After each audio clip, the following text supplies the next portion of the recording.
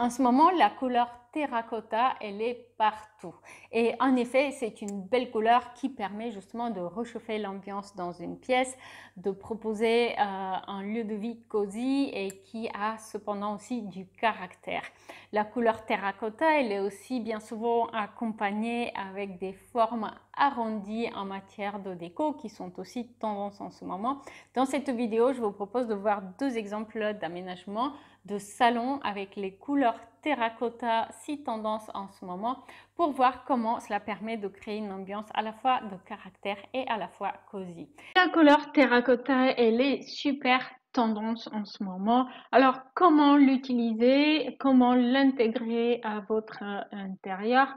On va en parler dans cette vidéo et vous allez aussi voir trois exemples, trois intérieurs avec de la couleur terracotta. Donc, une bonne façon d'utiliser la couleur terracotta, c'est bien sûr au sol. Et d'ailleurs, si vous avez un ancien sol, par exemple des tomates, eh bien, vous avez naturellement l'opportunité de les valoriser et d'intégrer cette couleur chaleureuse à votre intérieur. Sinon, vous pouvez toujours envisager un sol, par exemple un grès cérame dans une teinte chaleureuse comme celle-ci.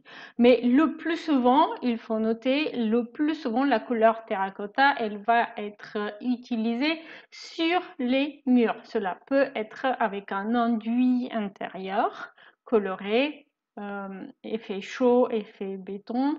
Cela peut être simplement une peinture. Ou pourquoi pas, cela peut être un papier peint. On a notamment souvent des papiers peints aux motifs graphiques qui ont la couleur terracotta, mais aussi pourquoi pas un verre d'eau par exemple, qui sont très très jolis. Et d'ailleurs, le deuxième exemple d'intérieur que je vais vous montrer dans cette vidéo, il est justement dans ce sens-là. Et bien sûr, la troisième façon d'utiliser la couleur terracotta, c'est à travers les objets décoratifs et les accessoires de décoration. Cela peut être des vases, des pots de fleurs, des assiettes, etc.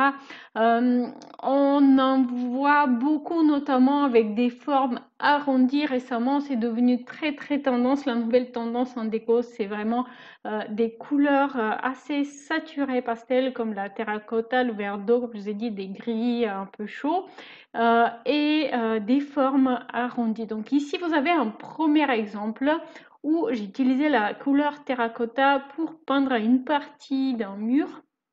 Vous pouvez le voir ici, dans cette cuisine, afin de délimiter l'espace cuisine et de le séparer visuellement de l'espace salle à manger. Et vous pouvez voir comment cette couleur chaleureuse, eh bien, elle apporte de la profondeur à la pièce et elle apporte aussi une ambiance cosy assez agréable. Deuxième exemple, celui où la couleur terracotta elle est intégrée à travers un papier peint avec des formes géométriques et puis complété avec des objets décoratifs qui rappellent justement la céramique, la terre cuite, et qui vont venir affirmer cette ambiance de la décoration. Ici, c'est un assez petit salon et ce papier peint, eh bien, il permet de sublimer l'intérieur, il permet d'apporter un point central décoratif, un mur décoratif avec ce papier peint qui a pas mal de couleurs style terracotta. Et ici, un troisième exemple de décoration de salon avec un mur entier qui était peint en couleur terracotta. Donc vous pouvez voir qu'on a une méridienne, le canapé, le tapis qui sont blancs. Et le mur au fond, le mur qui est avec la télévision, eh bien, il est peint en couleur terracotta. Pourquoi? Parce qu'on n'a pas envie de ne voir que la télé, en fait, quand on regarde ce mur-là. Et imaginez s'il y avait un fort contraste, si ce mur était blanc, on verrait vraiment que la télé dessus. Alors que là, elle est intégrée dans le mur et c'est bel et bien cette couleur qui prend le dessus dans l'aménagement.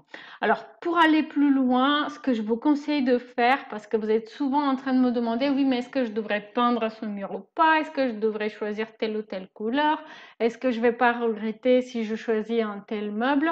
Eh bien, je vous invite à découvrir le journal de bord Rénovation et l'astucier déco, qui est une formation vidéo qui est offerte pour chaque achat du journal de bord Rénovation.